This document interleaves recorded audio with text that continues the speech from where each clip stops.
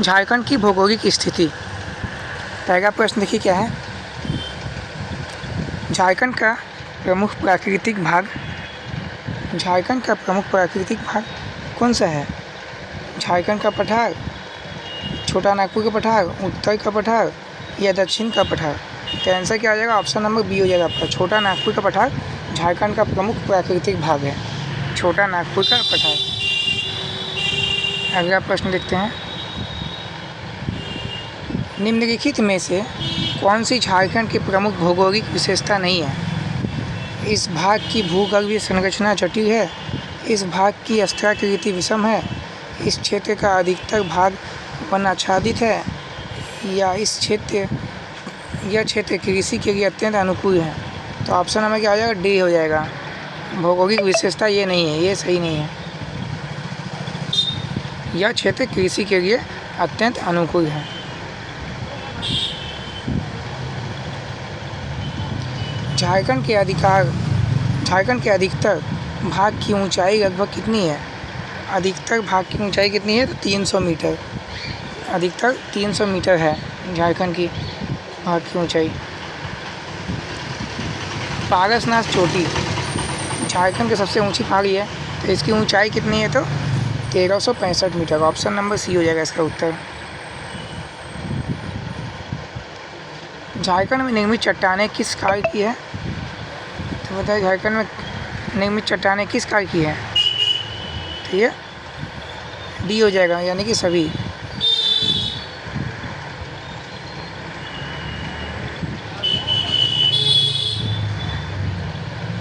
किस कार्य में निर्मित परतदार चट्टानों में कोयले के सर्वोत्तम तथा विशाल भंडार हैं?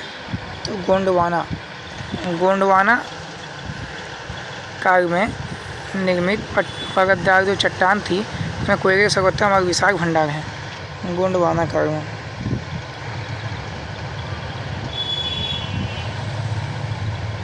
निम्नलिखित में से कौन सी झारखंड की सबसे पुरानी भूगर्भिक संरचना है? तो कौन सा हो जाएगा? आर्कियन हो जाएगा। ऑप्शन नंबर ए इसका उत्तर हो जाएगा, आर्कियन।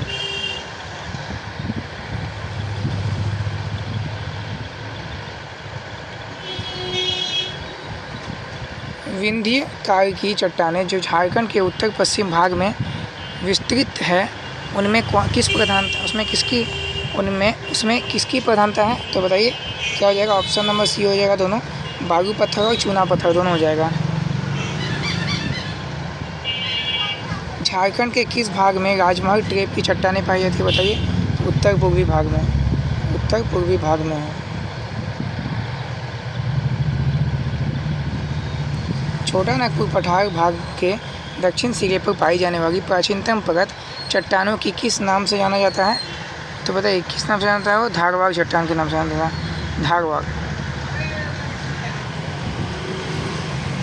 झारखंड में रूपांतरित परतदार चट्टानों का सर्वाधिक अच्छा विकास कहाँ हुआ है? तो कोल्हन की पहाड़ी में हुआ है। झारखंड में रूपांतरित परतदार चट्टान का सर्वाधिक अच्छा विकास कोल्हन की पहाड़ी में हुआ है। कोल्हन की पहाड़ी में मिलने वाली रूपांतरित परतदार चट्टानें किस नाम से प्रसिद्ध है? तो आयरन और सीरीज नाम से प्रसिद्ध है। झारखंड के चाईबासा क्षेत्र में पाई जाने वाली धारवाड़ या रूपांतरित परतदार चट्टानों में क्या पाया जाता है? Augite schist, quartz, hornblende schist सभी पाए जाते हैं। ऑप्शन नंबर डी इसका उत्तर हो जाएगा।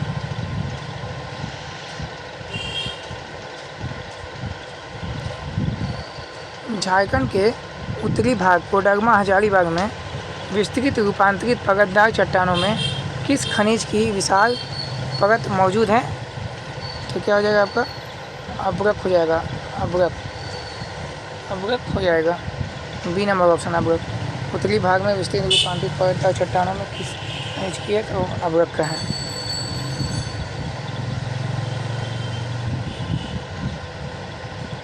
झारखंड में आग्नेय उद्भव दगमा ट्रेप की चट्टानों के मुख्य रूप से किस जिले में मिलती है? दगमा कहाँ मिलता है? तो बताइए दगमा कहाँ मिलता है? हजारीबाग नहीं होगा, सिंहभूम हो जाएगा, सिंहभूम। धर्मा सिंहभूम हो जाएगा।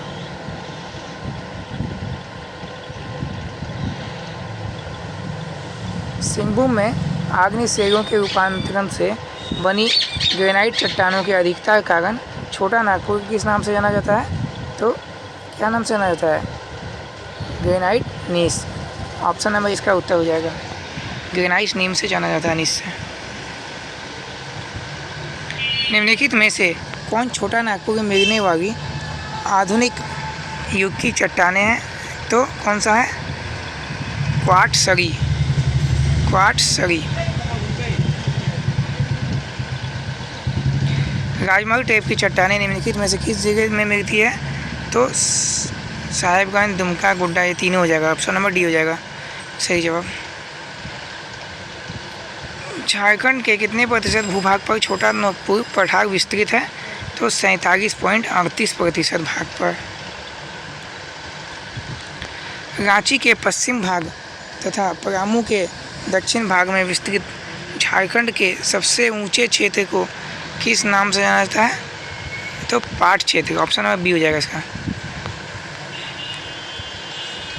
समुद्र तल से पाट क्षेत्र की सबसे ऊंची ऊंचाई कितनी है? तो 762 से 1097 मीटर। पाट क्षेत्र, पाट प्रदेश किस आकार में विस्तृत है? तो त्रिभुजाकार। पाट क्षेत्र त्रिभुजाकार में है। त्रिभुज के आकार का है। पाट प्रदेश का आधार उसके किस भाग में है? उत्तरी भाग में है। पाट प्रदेश का कुछ हिस्सा किस अन्य प्रांत में विस्तृत है? तो छत्तीसगढ़। ऑप्शन नंबर ए इसका उत्तर हो जाएगा। पाट प्रदेश का कुछ हिस्सा किस अन्य प्रांत में विस्तृत है? तो छत्तीसगढ़ प्रांत में विस्तृत है। पाट प्रदेशों के मैदानी भाग को किस नाम से जाना जाता है? तो 24 का मैदान के नाम से जाना है। 24 का मैदान। गणेशपुर पाट की ऊंचाई कितनी है? 1171 मीटर। नेटाघाट पाट की ऊंचाई कितनी है? 1180 मीटर। जनेगा पाट की ऊंचाई कितनी है? 1143 मीटर। पाट प्रदेश की सबसे महत्वपूर्ण पहाड़ी कौन सी है? तो सानू और साड़ू दोनों। आंसर हो जाएगा ऑप्शन नंबर सी। रांची का पठार निम्नलिखित में से किस जगह तक विस्तृत है? तो रांची का पठार लोहरदगा, रांची, गुमला सभी। ऑप्शन नंबर डी हो जाएगा। रांची के पठार की औसत ऊंचाई कितनी है? 365 मीटर। ऑप्शन नंबर सी हो जाएगा। रांची के पठार का अधिकांश भाग किस चट्टान से निर्मित है? तो निवीस और ग्रेनाइट दोनों से। ऊपरी सी हो जाएगा ऑप्शन सही आंसर। रांची के पठार के ऊपरी भाग को क्या कहते हैं? टांड कहते हैं। रांची के पठार के निचली भाग को क्या कहते हैं? बताइए निचली भाग को क्या कहते हैं? ऊपर के भाग तो टांड कहते हैं, निचले भाग को दोन कहते हैं। हजारीबाग के पठारी क्षेत्र में अधिकांशतः किस प्रकार की चट्टानें पाई जाती है? तो ग्रेनाइट और नीस दोनों। आंसर सी हो जाएगा ऑप्शन नंबर।